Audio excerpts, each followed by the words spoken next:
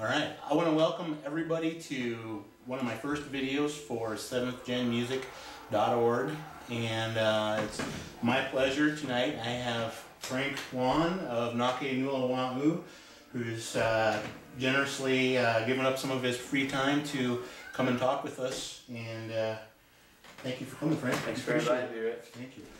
I want to start this off by just asking something that's kind of obvious. You probably answered this question before in other interviews, but I think, you know, for our audience, the people that I'm trying to reach, other musicians, young people who might be thinking about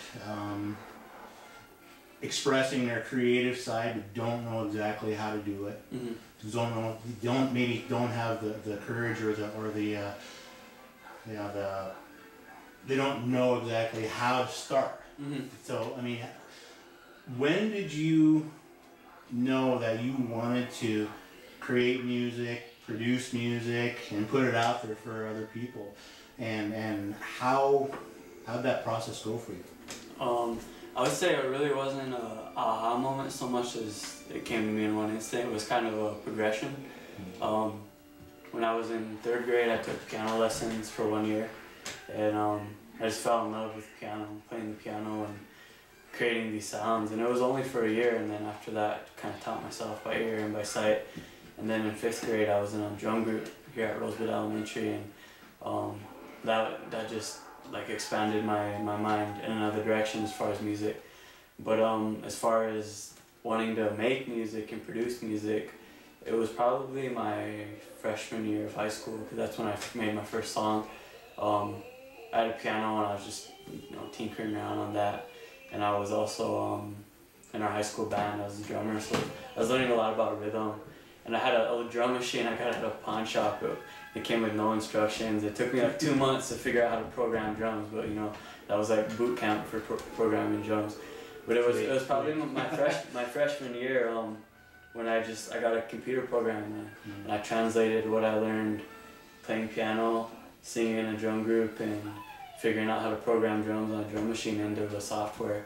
And I started making these beats, and at the same time I was writing poetry. And I just kind of decided to turn those poems into rhymes to the beats that I was making, and then probably that year is when I started investing in my own home studio, and I've been investing and growing it since. So Awesome. That's a great way of putting it. One of the things that I think is important as an artist is that you continue to grow and you continue to invest. One of the things that I've always read is you get the best that you can, that you can afford now, and then you work with it. And then, of course, when you can afford something better later, you go for it. Yep. So when you started writing and producing music, who are your influences? Who are your role models? It's changed throughout the years, especially where I'm at right now. But back then, I was young, and I guess I was naive when it came to music. I wasn't exposed to a lot of different kinds of music. I fell in love with hip hop. Like I said, I was in a drum group, and the first ever CD I ever owned, I didn't purchase my first CD until I think I was in 6th or 7th grade. My family really, they still aren't into music as much as I am. So it's coming from somewhere within me that wasn't inherited by my family. So I was walking with my mom on a gravel road out in our community. We'd go on evening walks, and I seen something sparkling on the side of the road. And it caught my eye, the sun hit it, and it caught my eye, and I walked up to it, and it was a CD. It was face down, but it was all scratched up. And I turned it over, and it was Eminem, the Marshall Mathers LP. And I had never really listened to hip-hop, never really listened to music. It's a good one to start with. Yeah, exactly. It was all scratched to hell, and I'm like, this isn't going to work. I took it home, and I found a CD player, and I put it in, and it played all the way through. And just, the things, at that point in my life, I was very introverted. I was very introverted for most of my life, so I held in a lot of feelings I had towards my father and towards growing up in a place like the reservation where we grew up. And I could just relate to everything Eminem was saying, and just the music, it cut straight through me, and there was like power in the beats. And so back then, it was Eminem and Nas and as far as the hip hop production is Dr. Dre and the Neptunes. Whereas right now I listen to any and every type of music. I don't even really listen to hip hop that much anymore besides old school hip hop. One of my biggest influences right now is Robbie Robertson. I really looked into what he did and how he merged culture with contemporary sounds in a way that was just flawless. I mean, you couldn't even tell the difference. It was like he was his own genre. Yep. And I kind of want to do what he did with the rock and type of music. I want to do that with hip hop. And that's kind of where I'm going right now. So my influences changed throughout the year, and also a lot of my peers in Chicago just really influenced me. Cool. Yeah, that's the best thing. Now, excuse me for being ignorant, but you're going to school and college, and what's your course of study? What are you doing there? I'm going to Columbia College in Chicago. It's the biggest art school in the country, and I'm studying audio design and music production. Cool. So it's being in the studio, it's learning these programs, it's learning how to record, it's learning mic techniques and almost the physics of sound, and also dabbling in the business of music and ethics within being a media maker. It's really interesting. I love it. It's a wide open field. Yeah, definitely, and it's a really awesome school. I didn't know a place like that existed. It's like Hogwarts for musicians. Yeah, I can imagine. And for me, when I went to the recording workshop in 1988, a million years ago, and it was a completely different world. I mean, there was no such thing. In fact, the day that we graduated from that class, Def Leppard's Hysteria came out, and that was one of the first CDs, production CDs, that was put out in a digital format. And they took it in, our class in, and they listened to it. We did it kind of like they wanted us to do a critique of it, and all the teachers were sitting there listening to it. They got kind of like this, just kind of look on there like, digital crap. You know, it's not going to last. And everything we had there, we had $2 million studios there. We had a couple of smaller studios. We had some 16 tracks, but everything was taped. And so, nowadays, an artist has the ability to record whatever they want right onto their laptop computer at a moment's notice. I mean, if you hear a car horn going off in a parking lot, you can record that pretty easily. Whereas, 25 years ago when I was doing this, you had to haul a bunch of crap with you and just hope you caught the right stuff. Exactly. And in fact, Foley artists were as much a part of the process as the recording artists themselves. We got to listen to Jeff Workman talk, and he's the guy who produced Queen, The Tubes, Journey, and he talked about how there's a song by The Tubes. It's She's a Beauty, and it's an older song, and they were sitting there doing final production on that song, and he's sitting there going, there's just something missing. There's just something missing. And one of the band members did that thing where you hawk a loogie, and then he spit it out. And he goes, that's it! And so they sampled that with what they had for sampling back in those days, which was very primitive compared to what it is now. And that's what you hear on that record during the chorus. And then it's a very poorly reconstructed sample of a guy spitting out a loogie. So I mean, stuff like that that's how they made music back then. And you can still do it. Your creativity is the only limit. Your creativity.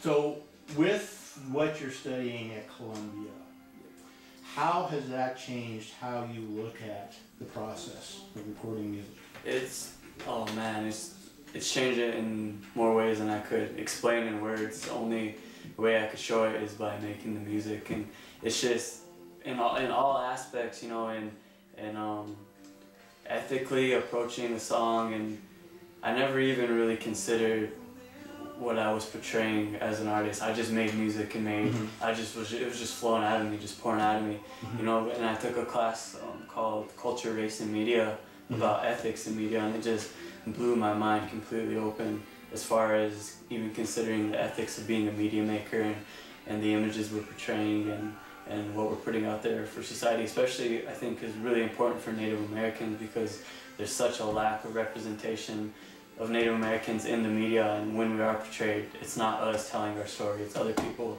telling our story who have no idea what we're going through. Very true. And so it opened my mind that way, and just as far as the technology, I just I was familiar with the programs because I used them anyway, but just, you know, just little new tips and tricks. But I think a lot of the most important parts of as far as production engineering came from basic audio systems class and audio production classes, just understanding digital music production and how it differs from analog and what's good and what's bad about both, but also within digital, a lot of the stuff I was doing wrong and I was sitting there, you know, why can't I get this to sound the way I want it to? And now I know why, because I know the critical thinking, the pathways to get to that end result.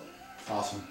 That's perfect. That's exactly, yeah, I mean, that's the benefit of taking a skill set that you might have, that raw skill set, and developing it, cultivating it.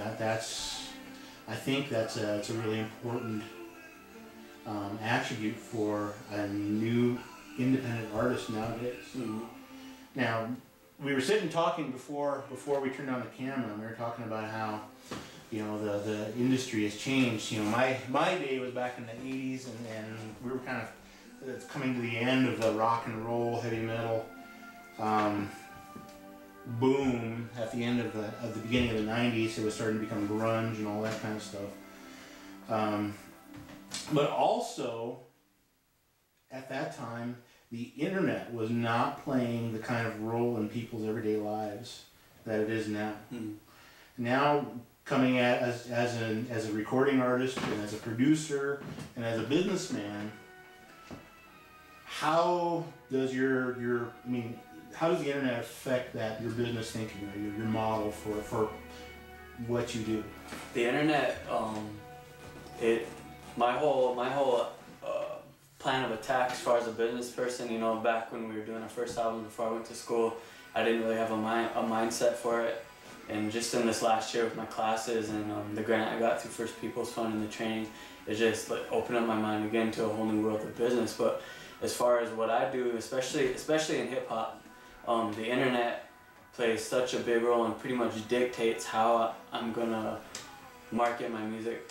I let it kind of subtly influence how I make my music, but I don't let it dictate how I make my music, because I want to retain my creativity and be unique and create my own sound. But everything I do is done through the internet. I get hard copies of our CDs pressed up and sell locally here on the reservation in Chicago, but most of our sales are digital. It's very easy to get your music on iTunes, Spotify, but the hard part is filtering people towards your music once you get it out there digitally. And fortunately, you know, we've had some awards and we still got a lot of growing to do, but we have a small filter to get the people towards our music. But the internet is just changing music every day, and what the internet has really done now is it's almost eliminated the need for a record label for independent artists, especially, you know, myself. Yes. And honestly, like I said when I said I don't listen to a lot of hip hop, the hip hop that I do listen to nowadays is independent artists releasing their music for free on the internet, because they don't have that creative limit and that creative cookie cutter type of thing a label presses on, and the labels are just trying to survive because of what internet has done to them. And I think I live in an amazing time. I think about, you know, the time you were growing up. I know what it was and I know what it is now, and I look back and I'm just like, I'm so fortunate to be at my age and doing the type of music I am in today's music climate, because of the ease of being able to make the music on my laptop, and in 2 days I can have a single distributed all over the world throughout the internet. It's mind-blowing to me thinking that that's even possible. Here I am, a kid on the reservation making music in my basement, and in 2 days people are buying my music across the world, you know? It's insane. And that's the awesome benefit of being an independent artist and having your own label and being able to have that distribution available to you, because I think you know, back in the day, the 80s and even before that, artists, their primary concern was creating the music and then playing the music, playing out. If they got a record deal, far too many artists thought that, you know, hey, we've made it, everything's cool now, and I can just live the rock and roll lifestyle, sex, drugs, and rock and roll. And you know, if you look at rock history, you can see the results of that. I mean, so many people dying, so many people. I mean, there's some pretty prominent people that now have HIV. But even more so, artists did not realize that they weren't just getting a free ride. Everything that the record label did for them was billed to them. Everything. And so there are artists now that were, you know, worldwide sensations that are now broke. When I was in Minneapolis, I had the pleasure of meeting some guys from some of the bands that I admired. I met Paul Gilbert and Billy Sheehan from Mr. Big, and some of the guys from the band Bullet Boys. And one of the things that I thought was really, I wish everybody could see, was the bass player from the Bullet Boys was sleeping in the van for the the bus for the entire tour because he was saving money because he was getting ready to get married. And a lot of people think that, you know, it's just like, hey man, free money. And it's not. Everything you do, it's a job. You're working for somebody else. Yeah, basically, I mean, well, especially the mainstream labels, and especially in today's climate, and that's how it is, and they don't even own their music. What it is the label gives you a loan to make your album, to do the tour. You gotta pay it all back. And you don't even own the rights to your music. I mean, it was very interesting. I had a class called Hip Hop, a Sonic History, and we basically, you know, we studied the history of hip hop and technicalities of production and flowing. And at the end, we had a final paper doing it. It was pretty wide open, and one of my classmates wrote a paper that the concept just blew my mind. I mean, I was aware of it, but he just nailed it on the head. He wrote a paper about how nowadays mainstream hip hop is a modern day form of slavery. Because they're taking these artists out of these poor environments and they're selling on this lifestyle which does nothing to better the community that they're coming from. In fact, it worsens the community because it's selling the dream to these poor kids that I'm just gonna get rich and blow all my money now, instead of bringing power to my first name instead of bringing power to my last name.